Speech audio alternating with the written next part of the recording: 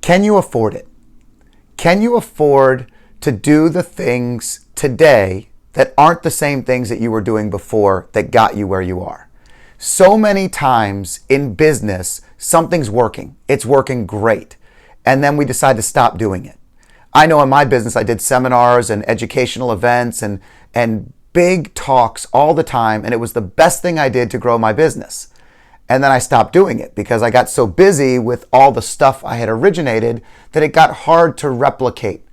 Instead of creating scale, which I eventually did, to be able to deliver the same thing over and over again, it took me an aha moment or two to say, I have to make sure that I'm going back to my roots of what made me successful.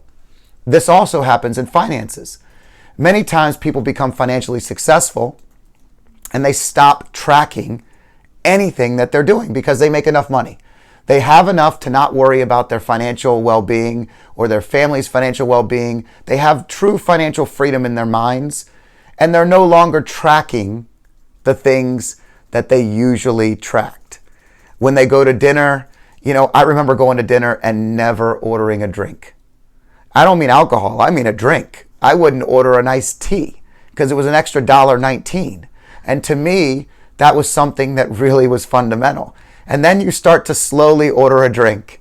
And then before you know it, you order a real drink or a glass of wine or a bottle.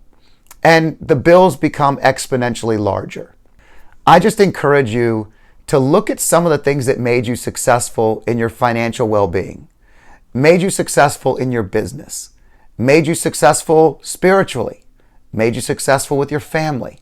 What are some of the things you always did that were successful that maybe you're not doing right now? Can you afford to not do those things? I'm Scott Danner with Freedom Street Partners. Make sure you subscribe to us on YouTube at Freedom Street Partners. Follow us on LinkedIn and on Facebook. Thanks for joining me.